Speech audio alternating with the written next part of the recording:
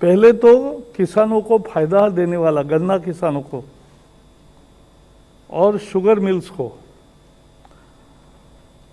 पहला फैसला ये हुआ कि इथेनॉल की अब नई कीमत 62 रुपये 65 पैसे लीटर होगी। Every litre it will be 62 rupees 65 पैसे। The ethanol produced by sugar और शुगर जूस। दूसरा होता है इथेनॉल बी हेवी, उसकी प्राइस रहेगी 57 रुपीज 61 पैसा, 57 रुपये 61 पैसे। और सी हेवी की कीमत रहेगी 45 रुपये 69 पैसा। पहले एक ही रेट होता था इथेनॉल को, लेकिन इथेनॉल चूंकि अलग अलग मोलासिस से बनता है या शुगर से भी बनता है, तो इसलिए जिस प्रक्रिया से बने हैं उसके आधार पर कीमत देने का काम मोदी सरकार ने शुरू किया और दाम भी बढ़ा दिए। इन दोनों का परिणाम ये हुआ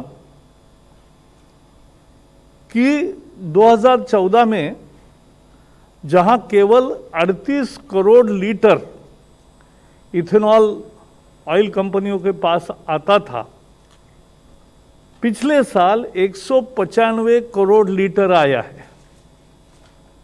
यानी लगभग 5.5 गुना ज़्यादा इथेनॉल बाजार में आया, ऑयल कंपनियों के पास आया। 10% पेट्रोल में मिक्स होता है, पेट्रोल में 10% इथेनॉल मिक्स होता है। और फिर भी इसका मूल फायदा होता है कि किसानों को एक सही कीमत मिलने में उसका फायदा होता है। शुगर मिल्स के हाथ में पैसा आता है, डिस्टिलरी के रूप में आता है, तो उसका फायदा किसानों का बकाया जल्दी मिलने में होता है। तो ये फायदा हुआ है बड़ा। और केवल 62 रुपये, ये लगभग 5% से लेकर 8% तक बढ़ोतरी की है। शुगर जूस से जो इथेनॉल बनता है उसमें 3.25 रुपये बढ़ोतरी हुई है। बी हेवी से जो इथेनॉल बनता है उसमें 3 रुपये 35 पैसे बढ़ोतरी की है इस साल। और सी हेवी जो है उसमें 2 रुपये की बढ़ोतरी की है। जीएसटी और ट्रांसपोर्टेशन कॉस्ट भी ऑयल मार्केटिंग कंपनीज देती है।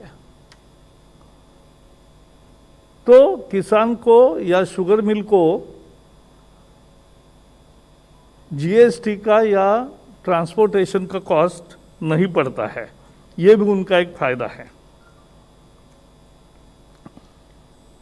2014 में जैसे मैंने बताया बहुत कम था इथेनॉल। उस समय शायद इथेनॉल को बड़ा महत्व देने की भूमिका नहीं थी। अंततोगत्वा किसान को बकाया मिलने में जिसका लाभ होता है, ऐसा ही एक बड़ा निर्णय है और ये पर्यावरण का पूरक है। इससे पेट्रोल उतना नहीं जलता और पेट्रोल से होने वाला प्रदूषण नहीं होता। 195 करोड़ लीटर अगर इथेनॉल जाता है तो इथेनॉल से 0 प्रदूषण होता है। ये उसका फायदा है।